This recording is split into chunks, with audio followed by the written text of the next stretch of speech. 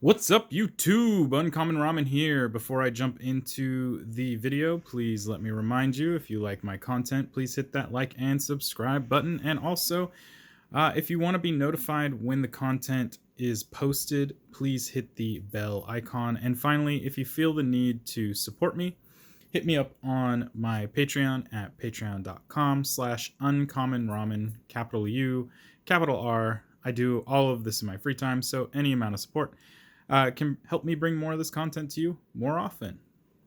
Okay, so now we are going to be looking at Rafiq of the Many. So when I started building this, I wanted to build a Bant deck because it was one of the only shards/wedges that I hadn't built for so far. I also did not realize how infamous Rafiq was in the early days of Commander. And after having a chance to play this deck, I can see how that is the case. Also, part of the reason that I had an inspiration to do this was because when I had gotten back into Magic the Gathering, specifically Standard, I was playing in Shards of Alara, or the Shards of Alara block, and I was building a Bant Exalted deck because I thought it was a very interesting mechanic, and I still think it's a very interesting mechanic, which is why I built this deck. So we're going to jump in here. This one is fairly simple. We want to use exalted triggers to make a single creature very large and basically capitalize off of that. Rafiq is fairly simple. For 4, he's a 3/3. He has exalted, and whenever a creature you control attacks alone, it gains double strike until end of turn. So there's going to be a couple of these things where the creature has exalted and then also has something that says if a creature attacks alone, it gets something. In this case, it's double strike, but there's quite a few other things. So Rafiq is, it can be a exalted Voltron type deck where we want to attack maybe just with Rafiq, but we'll see the other possibilities as we go through.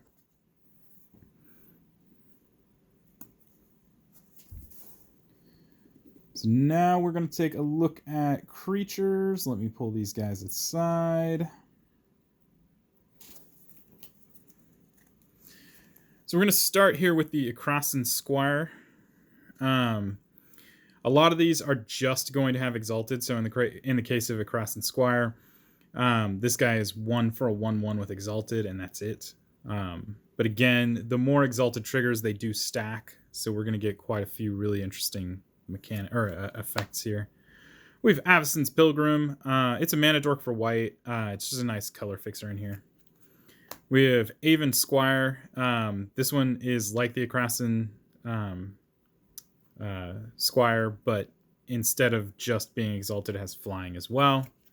We've got Battle Grace Angel, another example of a exalted card that's going to have extra text on here that says whenever a creature attacks alone, whenever a creature you control attacks alone, it gains lifelink until end of turn. It also has flying and exalted.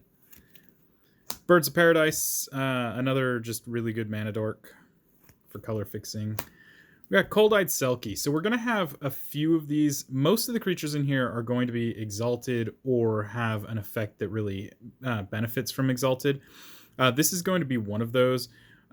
This card, if your opponents have an island, can be unblockable. And whenever it deals combat damage, you draw cards equal to that amount of damage. So if you attack alone with it and you stack on a few exalted triggers, you could draw quite a few cards. Next up, we have Court Archers, Reach and Exalted. Fairly simple. We've got Ethercast Knight. This one's just Exalted. 2 for a 1/3. We have Frontline Sage, 3 for a 0/1 Exalted. You can also tap a blue and it to draw a card and then discard a card. So it's a good way to filter through just to find the cards you need. We've got Galea, Kindler of Hope in here as well. So Galea, Kindler of Hope is going to look for auras and equipment, and there are enough in here to justify running her. There isn't a huge amount though, so she is kind of a side strategy here. She's got Vigilance, and you can look at the top card of your library at any time, and you can cast aura or equipment spells from the top of your library If you cast equipment spells this way, it gains when this equipment enters the battlefield. Attach it to target creature you control. So you can just immediately attach equipment. You don't have to pay the equip cost, which is extremely important. We got Guiltspire Avenger. This guy is exalted, and you can tap him to destroy target creature that dealt damage to you this turn. I find this to be really good in here with a couple other cards, just because you're going to try and also force your opponents to only be able to attack with one card. So if they only attack with one creature, Guiltspire Avenger can just outright destroy that. Next up, we have Knight of Glory. This one has Pro Black and Exalted. Then we have Knotvine Paladin, another one of these where it doesn't necessarily have Exalted, but it really benefits from the Exalted keyword, because whenever Knotvine Paladin attacks, it gets +1/+1 this turn for each untapped creature you control. So as long as he is the creature you're focusing on the Exalted triggers with, not only is he going to get +1/+1 for each untapped creature, but he's also going to get +1/+1 for each creature with Exalted, which just in this deck is going to double up the amount of +1/+1s he's getting until end of turn. Makes him pretty deadly, and especially considering he's 2 for a 2/2, you can't really pass on this guy. Next up, we have Mother of Runes. Mother of Runes isn't here for the protection. That protection not only helps you become unblockable, but it also helps you stay alive. So Mother of Runes' ability to tap to give protection of a color of your choice is really important. Next, we have Noble Hierarch. Noble Hierarch not only is a mana dork for the right colors, but it also has Exalted, so we get that trigger regardless. We've got Kasali Pride Mage. This guy has Exalted to 2 for 2. You can also tap one and sacrifice him to destroy target artifact or enchantment if need be, and sometimes those enchantments are very sticky, so very good way of getting rid of them. We got Sigardus, Host of Herons, flying and hexproof, so just really good keywords right there. Spells and abilities your opponents control can't cause you to sacrifice permanents. This is extremely useful in here.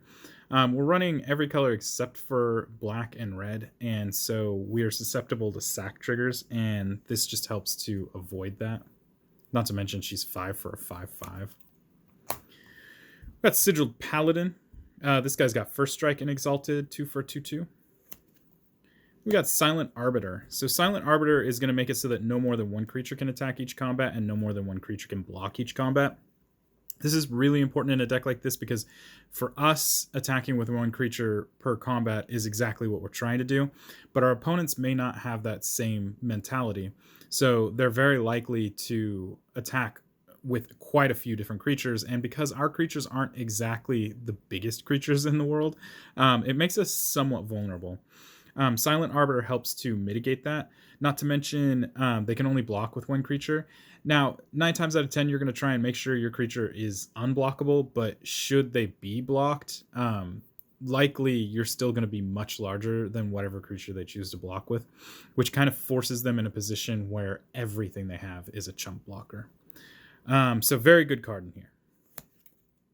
Next up, we have Sovereigns of Lost Alara, 4/5 with Exalted. Whenever a creature you control attacks alone, you may search your library for an aura card that could enchant a creature and put that card onto the battlefield attached to a creature, then shuffle your library. Again, we are running auras and we are running equipment, so this is really good at getting some of those out there. And there's some pretty interesting auras in here. Next up, we have SRAM Senior Edificer. This sees auras, equipments, and vehicles and allows you to draw a card when you play them. We're running the auras and the equipment, so we're going to see some card draw from this. Then we have Stoic Angel. 1 and Bant colors for a 3/4 flying vigilance. Players can't untap more than one creature during their untap steps.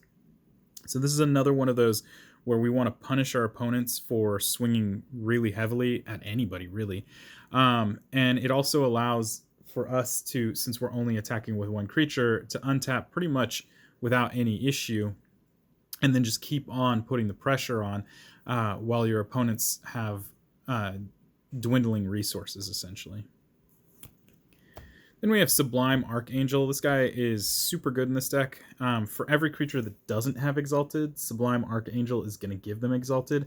And if they do have Exalted, they're just going to get a second tense of Exalted, which means that we're just getting even more triggers stacked for Exalted. She's also 4/3 with flying and exalted herself. So just an incredibly good card. And then finally, we have Sun Titan. Sun Titan's pretty obvious in here. Vigilance, whenever it enters the battlefield or attacks, you can return a permanent card with converted mana cost 3 or less from your graveyard to the battlefield. And a large portion of this deck is permanents of 3 or less. So very cool. Even if we're just going for the Squire or either of the Squires, that's still another Exalted trigger. Okay, next up, we're going to take a look at instants. Starting with our Bant Charm.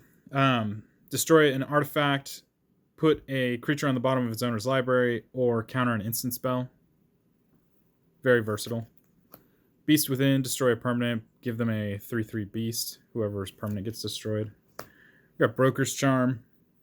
Target creature gets +1/+0 until end of turn and deals damage equal to its power to a creature or planeswalker an opponent controls. Or you can destroy target enchantment, or you can draw 2 cards. This charm is extremely useful and is also just very versatile. We have Counterspell. Fact or Fiction. You're going to reveal the top 5 cards. Your opponent's going to separate those into 2 stacks. You're going to choose one to put in your hand, the other into your graveyard. It's a good way to get things into your hand that you may not have gotten that turn. We got Dovin's Veto. Can't be countered. Counter target non-creature spell. Fairly simple. Fierce Guardianship. Counters target non-creature spell. It is free if you have your commander in play. Heroic Intervention. It's just necessary. If you're running green, most of the time you're going to run Heroic Intervention. I'm not going to say all the time. But it helps protect from board wipes and other targeting effects. So if there's things that you need to keep alive, it's a great way to protect it. Got Path to Exile. Exile's a creature, and then their controller can search for a basic land and put it on the battlefield tapped. And then we got Swords to Plowshares. Exile's a creature, and its controller gains life equal to its power. All right, next up we have Sorceries. The sorceries in here are mostly ramp. So we got Cultivate, which allows us to search for 2 lands, 1 into play, 1 into your hand. We got Farseek, which allows us to look for plains, island, swamp, or mountain. Because it looks for basic or non-basic land type. It looks for basic land typings, but doesn't have to be a basic land. It means we can search out things like a shock lands and stuff like that. Kodoma's Reach, which is the same thing as the Cultivate. You search for 2 lands, 1 in hand, 1 into play tapped. Open the Armory allows us to search for an aura or equipment and put it into our hand. We got Rampant Growth, which searches for a basic land and puts into play tapped. And we've got Supreme Verdict, which can't be countered and destroys all creatures, so good board wipe in case things are not going according to plan. Next up, we have Artifacts. This is going to include our rocks and equipment. So we got our Arcane Signet, which taps for our commander's color identity. Azorius Signet, which taps for blue-white. We have Darksteel Plate, which is indestructible and gives indestructible. So another great way to protect a creature that is your main, well, in this case, probably Rafiq, just so that your opponents have a lot more pressure to deal with. We got Loxodon Warhammer, +3/+0, trample, and lifelink, so a good way to get damage through even if you get blocked. Not to mention gain life back. Selesnya Signet, taps for green-white. Got Shadow Spear, another one where we're going to get trample and lifelink, but this one gives +1/+0. The other benefit to this one is, for one, you can just remove hexproof or indestructible from a permanent, so suddenly your opponent's stuff that has hexproof and indestructible becomes very, very vulnerable. Next up, we have Sigil of Valor. This one's pretty simple. Whenever the equipped creature attacks alone, it gets +1/+1 for each other creature you control. This one does not have to have the creatures untapped in order to get the +1/+0. So, +1/+1. So you can actually go ahead and use your creatures like your Mana Dorks and then Guiltspire Avenger during your main phase 1 if it's necessary. Super good. Simic Signet taps for green-blue. Soul Ring taps for 2.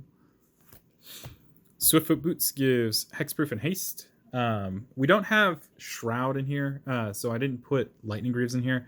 I don't know. Well, mostly because if you have Lightning Greaves equipped to whatever creature is going to be the creature you're attacking with, you can no longer equip auras onto it unless you re-equip the Lightning Greaves to something else and then equip the... Actually, I think even if you do that, it forces the auras to fall off. So yeah, you can't use auras with Shroud, if I remember correctly. So Swiftfoot Boots is just a better choice in this case. And then finally, we got Whisper Silk Cloak. Equip creatures unblockable and can't be the target of spells or abilities. So it gives Shroud in this case, but the unblockable is so powerful in this that kind of just need it. All right, next up, we're going to take a look at enchantments. This is going to include auras as well as incidental enchantments that do exalted type fun stuff. Starting with Angelic Benediction, it's got exalted, and whenever a creature you control attacks alone, you may tap target creature. So especially if we're getting into the mid or late game and we have things like the Stoic Angel or the Silent Arbiter, we can actually tap down a blocker we don't want to have to deal with. So that's really good. Then we got Angelic Exaltation. Not quite exalted, but very close. Whenever a creature you control attacks alone, it gets +X/+X, where X is the number of creatures you control. So very much like the Sigil of Valor. Then we got Aqueous Form. Whenever the creature attacks, scry 1, and also it can't be blocked. This one's obvious. If you can't block it, especially if you throw this on Rafiq, that's going to end the game very quickly. And it's part of the reason why Rafiq is so notorious. We got Ardent Plea.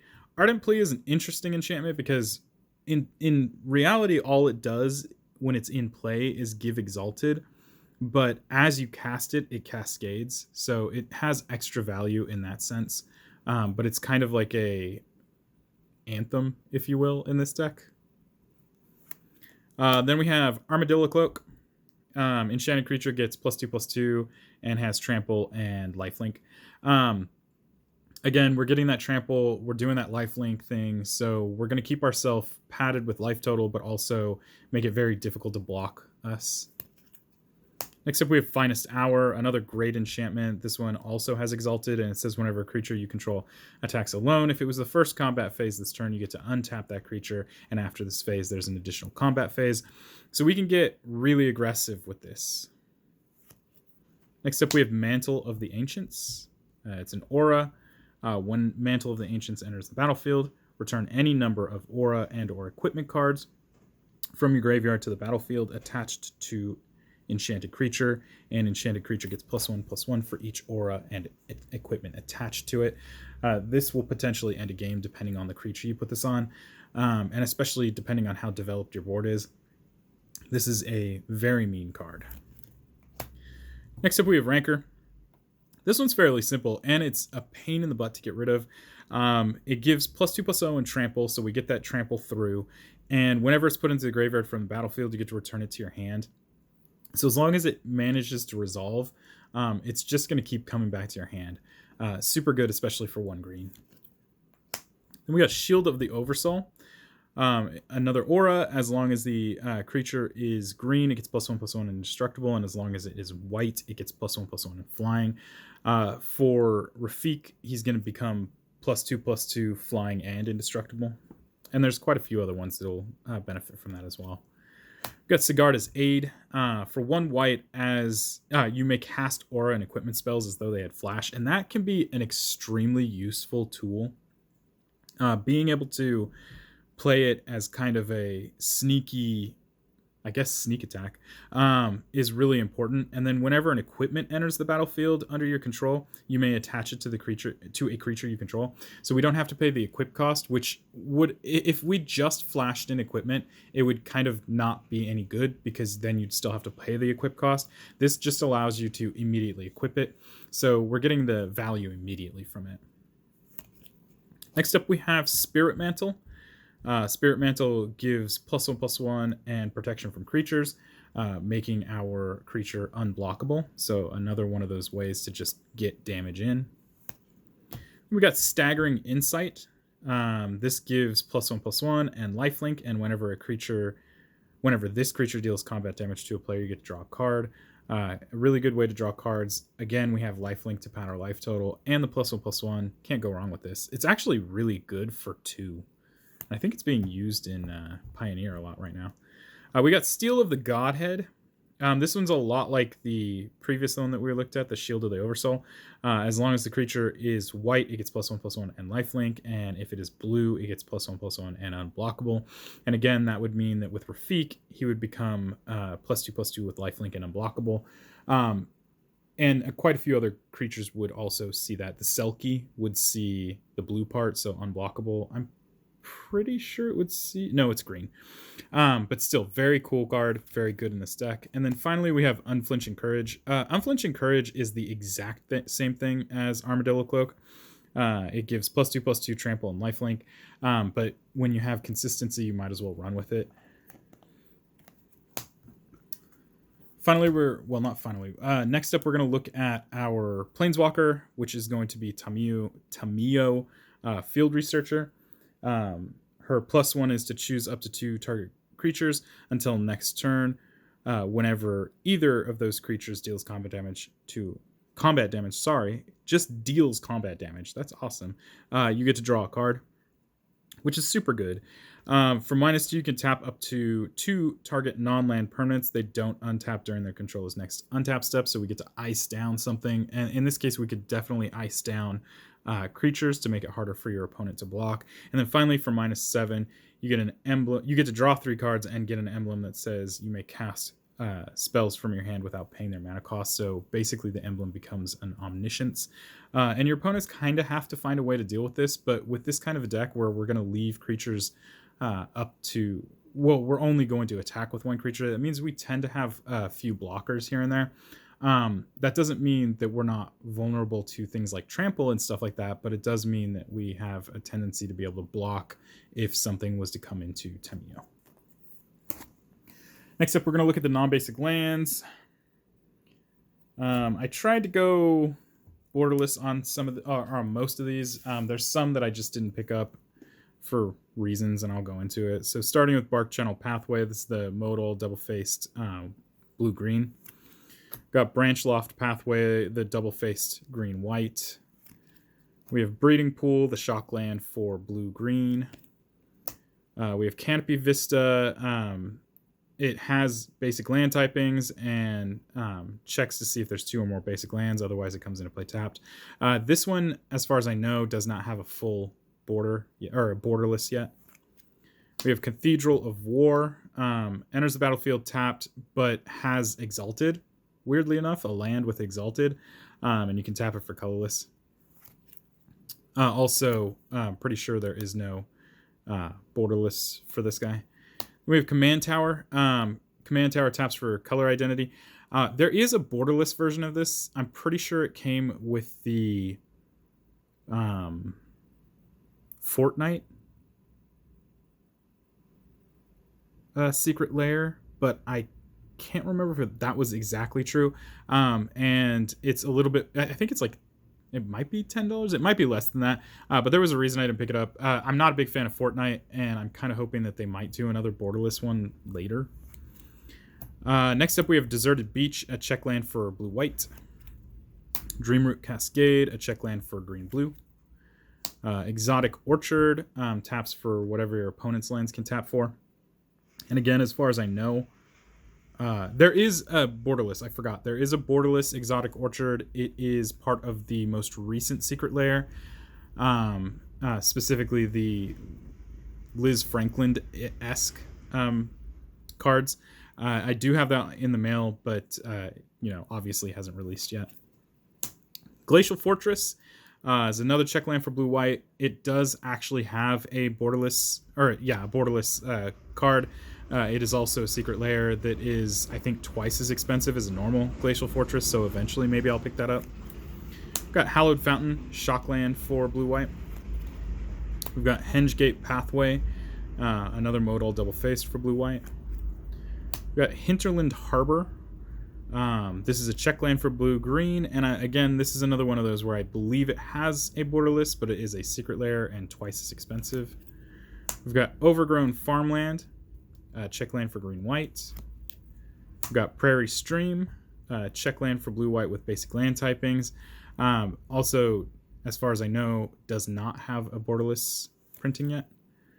We've got Rogue's Passage. Taps for colorless. You can also tap 4 and it to give target creature unblockable until end of turn, which is super good in this deck because we just want to get the damage in. There is a borderless version of this, but it is one of the secret lair cards that comes as an additional gift, and so it's super hard to find, but also is, I think, 2 to 3 times more expensive than just a regular Rogue's Passage. Got Seaside Citadel, enters the battlefield tapped and taps for the Bant colors. This one, again, is another one that just, as far as I know, does not have borderless yet. Got Spara's Headquarters, another one like Seaside, which comes into play tapped, taps for the Bant colors, but also can be cycled and has all of the basic land typings of those types. Then we got Sun Petal Grove, another check land, in this case green-white, and again does have a borderless. It's a secret lair and was like twice as expensive. And then finally we have Temple Garden, the green-white shock land. All right, last we're going to look at the basic lands. So we've got 1, 2, 3, 4 forests, 1, 2, 3 islands, 1, 2, 3, 4, 5, 6 plains. So that is the Rafiq of the Many Exalted deck list. It stands to reason that after having a chance to play this, that this deck is actually insanely efficient. It makes it relatively apparent why Rafiq was so infamous for his time. I believe at one point in time, Rafiq either had a ban or was just one of those, if people saw it, they were salty about it. I can't remember exactly. I didn't know that when I was building this. And to be fair, this deck has is susceptible to spot removal, so it's not like you can't just come through and destroy the targets that are most important to me. Also, board wipes make it really difficult to recover from. But all in all, very interesting deck. It is very fast. It makes you a threat very quickly, which means that likely, unless you can find a way to stay alive, you will probably be one of the first to die. But anyway, that is Rafiq of the Many, Exalted Voltron, and Super Salty. Yeah. If you have any questions or comments, leave those down below. Keep it positive. I'll remove any negative comments. And that's pretty much it, guys. Until next time, peace.